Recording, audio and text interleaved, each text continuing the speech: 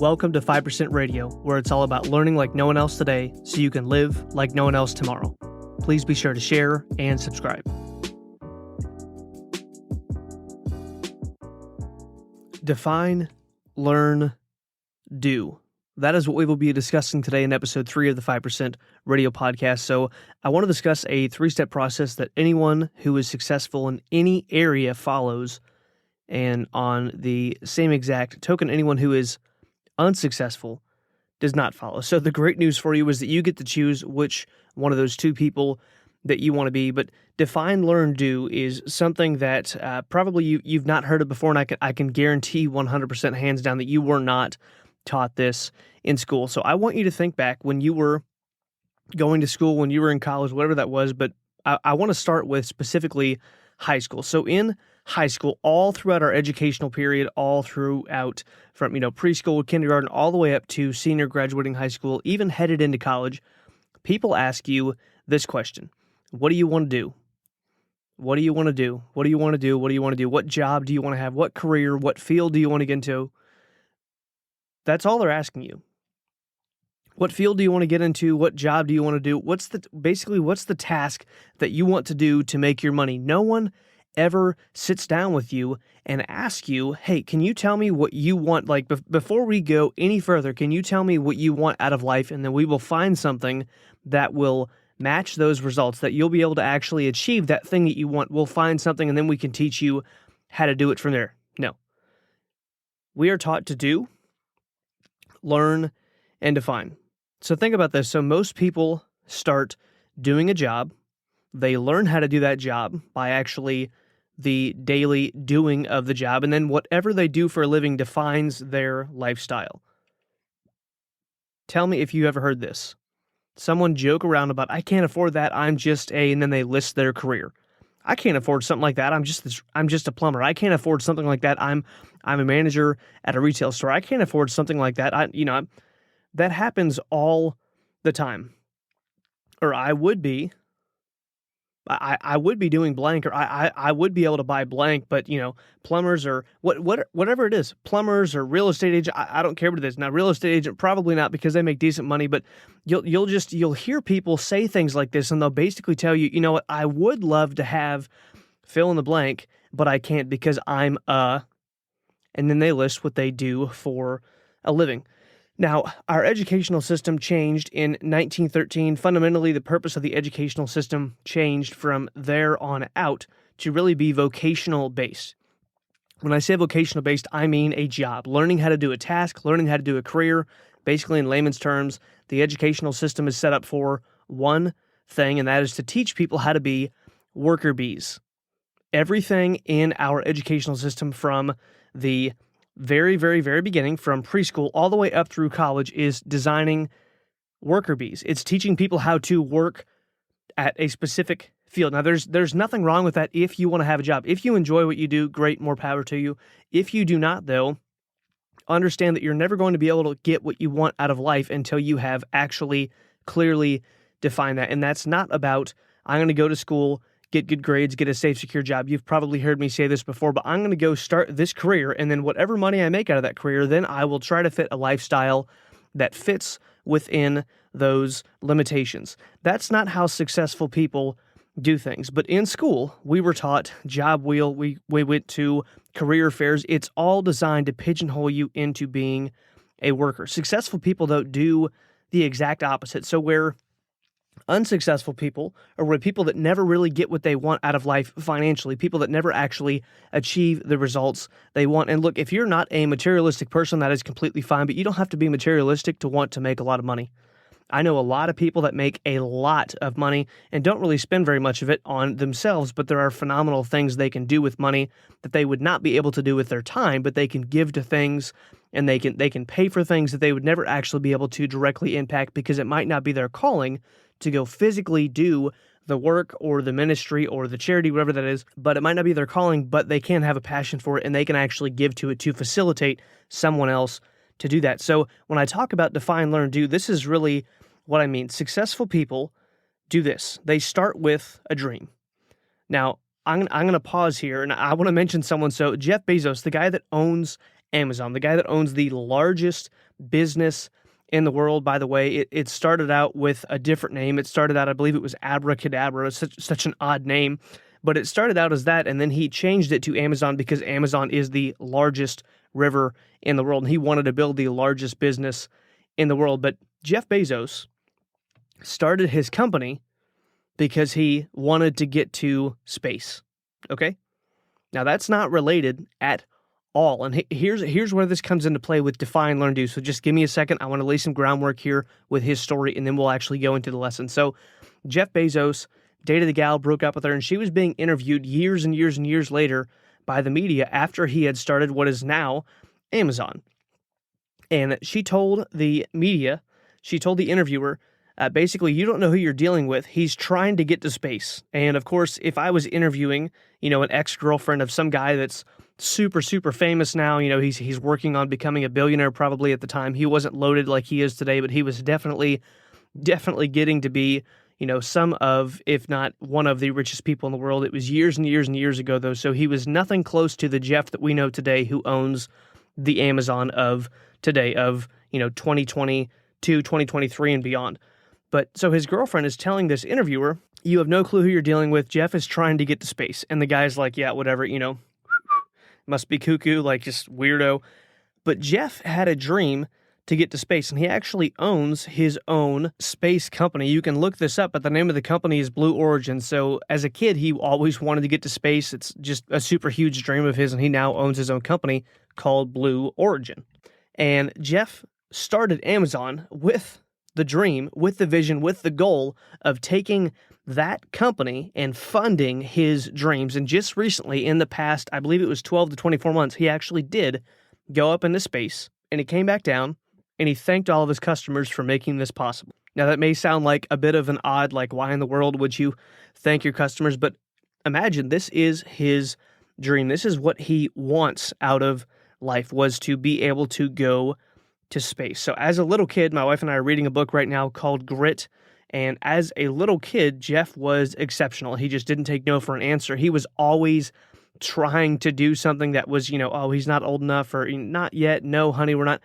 Like, his mom found him putting his crib together because she told him that, basically it wasn't time for, it was his big boy bed. He was putting his big boy bed together, and it wasn't time to make the transition from his crib to his big boy bed, or so his mom thought. So she goes into his room, lo and behold, finds Jeff assembling his bed. Like the first bed when they moved from a crib, which is basically like a small jail for your child, but when they moved from a crib into a bed, and he was assembling that himself because he wanted something. So Jeff started with a dream. Successful people start with what they want, and we're not taught this because there's something called the 95% rule.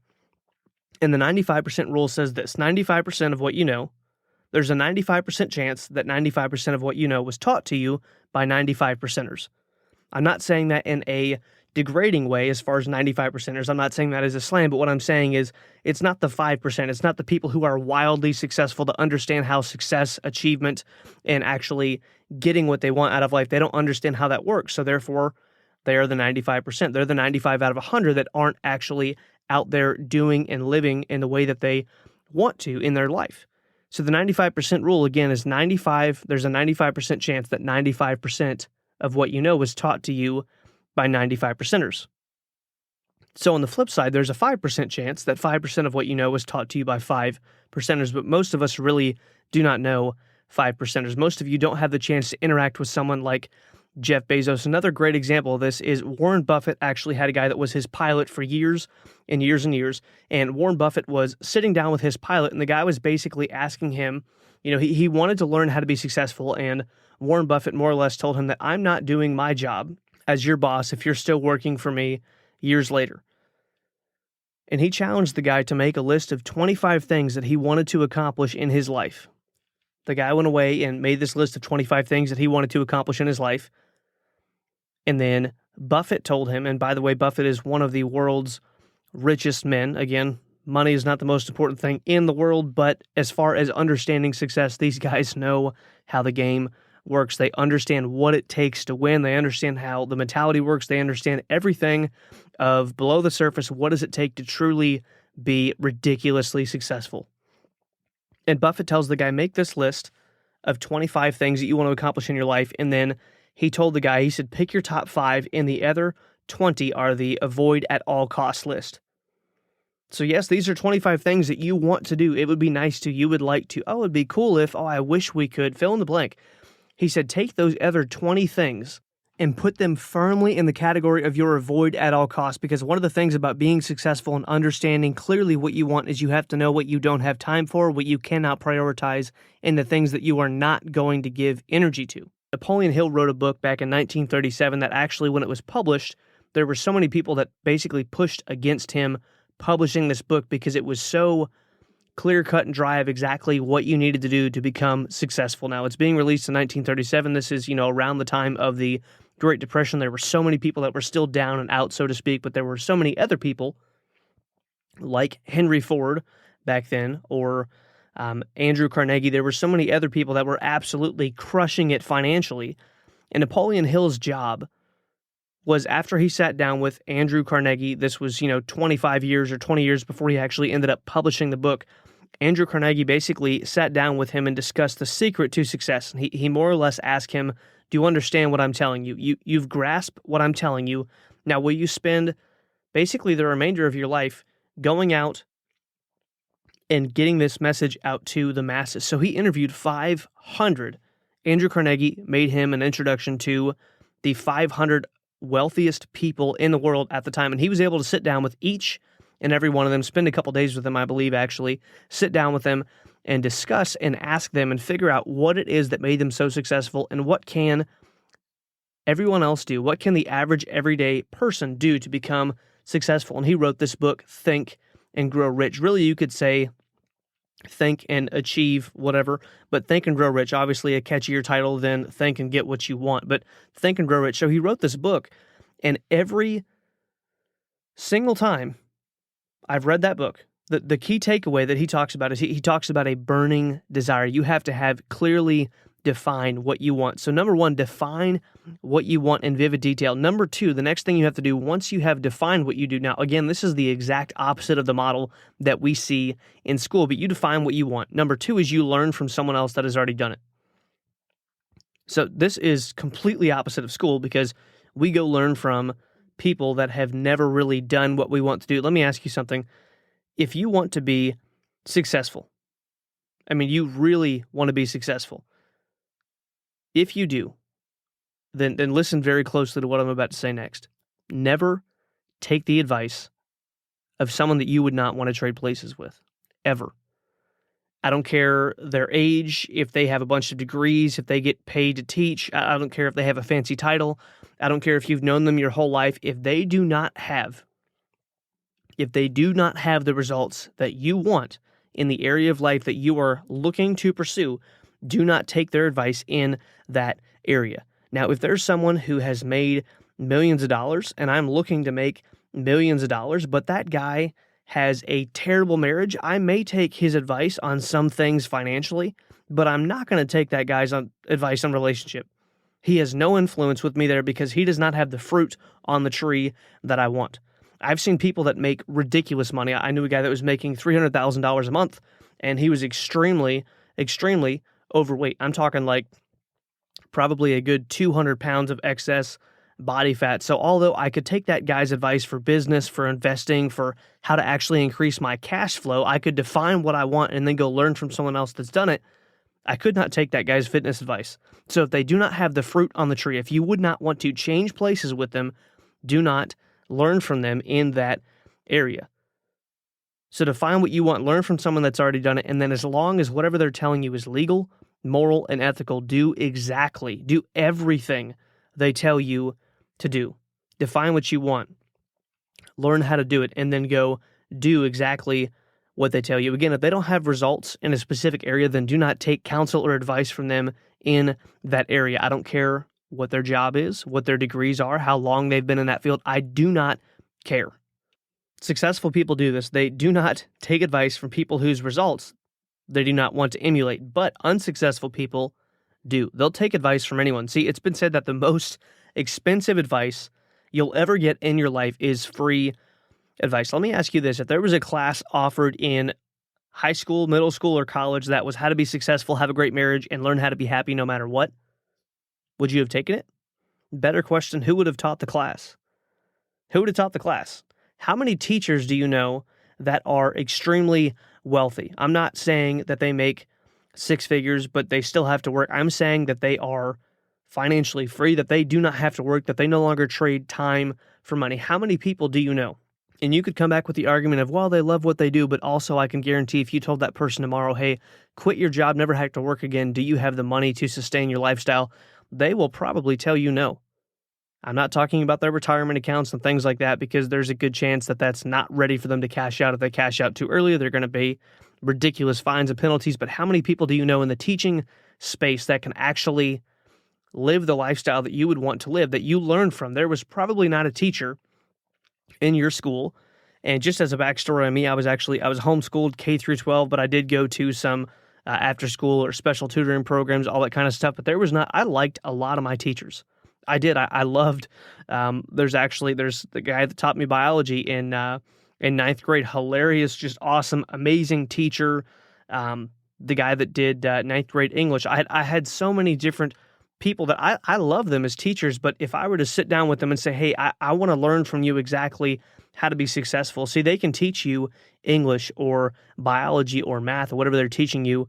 There's a good chance that that's probably not the results in life you want. You're probably not looking to work until you're 65 to retire on half or a third of what you were making before, because 95% of people by the age of 65 are either dead, disabled, or broke, because people do not follow this model. They don't define what they want. They don't go learn from someone else that's done it and then go do what they did. They start doing something. They go to school. They start doing something. So they learn a task. There's nothing wrong with a basic education, but all your schooling does is prepare you to actually learn. I'm going to do an entire episode on lifelong learning and the different views that people have between a vocational education, between people going to college and people actually being educated, self-directed education towards the things that they want to learn, personal growth. There's a big difference. But there's a lot of people that will get an education, and then once it comes time for them to, quote, decide what they want to do, they will go to a school counselor who, again, works a job that they probably do not absolutely love. 85% of people do not love what they do. They've done studies. They've surveyed people. 8.5 out of 10 people do not really enjoy, deeply enjoy what they do, meaning that if you ask them tomorrow, hey, would you stop doing what you're doing today? 85% of people would stop. Not because they hate working, not because they're lazy, not because they're bums, but they don't love what they do. So if you go to that school counselor and he's advising you on what to do with the next 40 to 45 plus years of your life, stop and ask yourself, does this guy even have the results that I want to have? Does this guy have the results? That'd be like, okay, so my wife and I counsel marriage at the church we go to. That would be like me saying, okay, you know what? There's this great marriage book that just came out, and it's all the rave right now, and we're going to read it. Oh, I find out the author's been divorced 5 times, and his title is How to Have a Successful, Thriving Marriage. I'm not going to read the guy's book. I don't care. I don't care how many people are like, oh, it's the greatest book ever. The guy's been divorced 5 times. A dude's been bankrupt 3 times, is in debt up to his eyeballs, and he's telling you, oh, here's what you got to do to make money. That's probably not the guy I want to listen to in that area. So if you're going to be successful, you have to, number one, know what you want. Also, if you don't have a goal, you're going to hit it with amazing accuracy. You'll be like a ship without a rudder. You're a pilot with no GPS system. There's no way to actually get you to your goal. Imagine hopping in a car with someone. They're like, oh, we're going on vacation. You're like, where are we going? They're like, I have no address. I think California is this way, so we're going this way, and wherever we end up, it's going to be great. You'd probably either have an argument right there or get out of the car, but people will step into their lives and just do the same thing day after day after day. See, every person listening to my voice right now, you have a dream. You have something that you'd like to do in your life. You have something that, whether someone told you it was practical or not practical or realistic, or there's no way that someone like you or people from our background or no one in our families ever, I don't care any of the garbage that you've been told, define what you want. I heard someone say once that most people will spend more time planning their 2-week vacation or 1-week vacation or whatever vacation they have for that year. They'll spend more time planning that than they will planning the rest of their lives. They put more intention into their rest than they actually do into their work, because they don't have a belief system that supports the fact that what they do daily could actually get them what they want out of life. So don't make the mistake that so many people make of putting more planning time, more intention, and more purposeful focus into a vacation than you do your everyday life. So do not make this mistake. Define what you want clearly, and then once you've defined what you want, learn from. If you cannot find someone to learn from that has done that, personally, like if you can't actually get mentored by them, which there's a good chance that if you want to become, a decamillionaire, you're probably not going to just know someone that lives, oh yeah, they live right across the road. They're worth $20 million.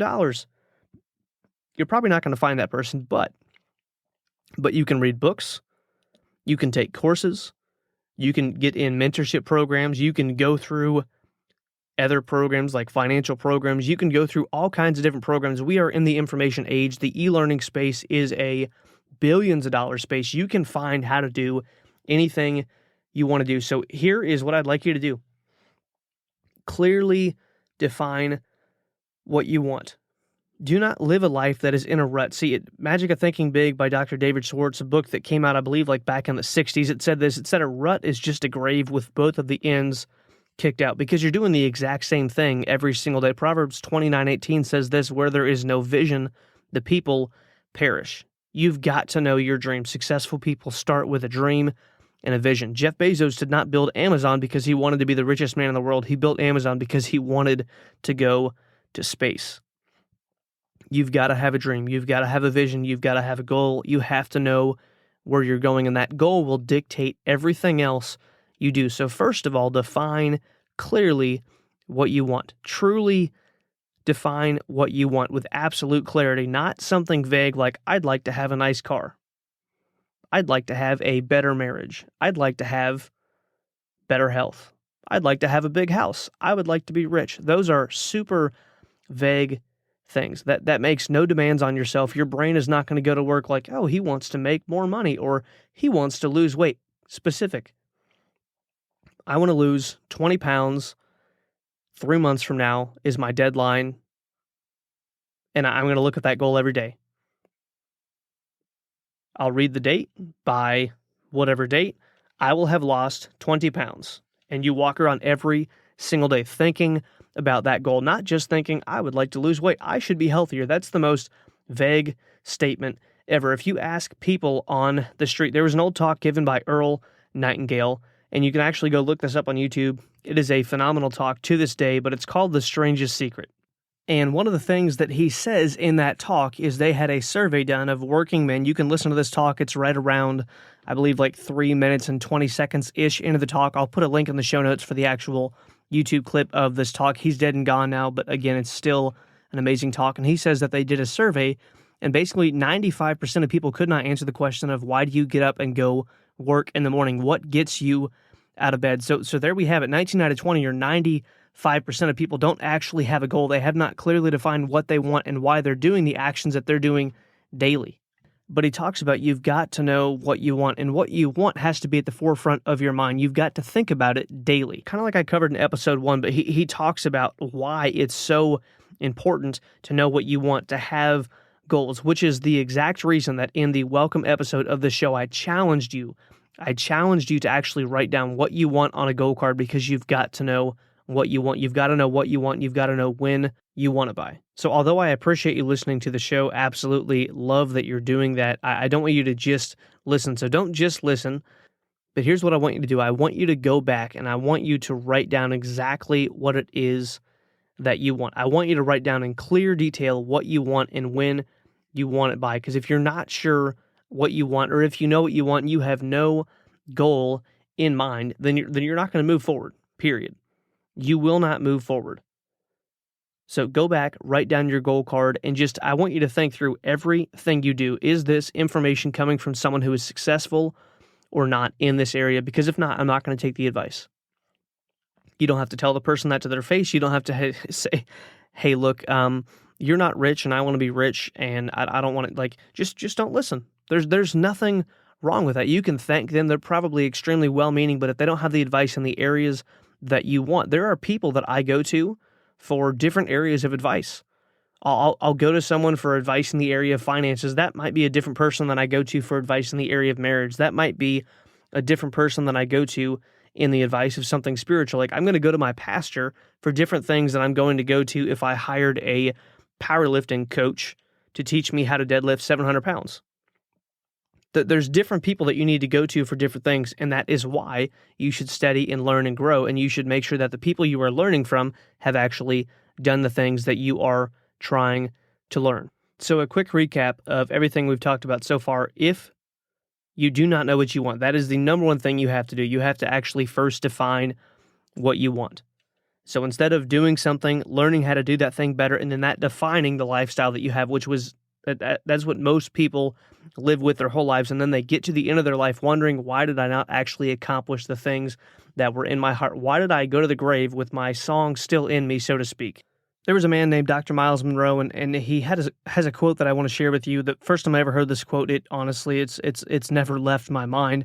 But he said, the wealthiest place in the world is not the gold mines of South America or the oil fields of Iraq or Iran. They are not the diamond mines of South Africa or the banks of the world. The wealthiest place on the planet is just down the road. It's the cemetery.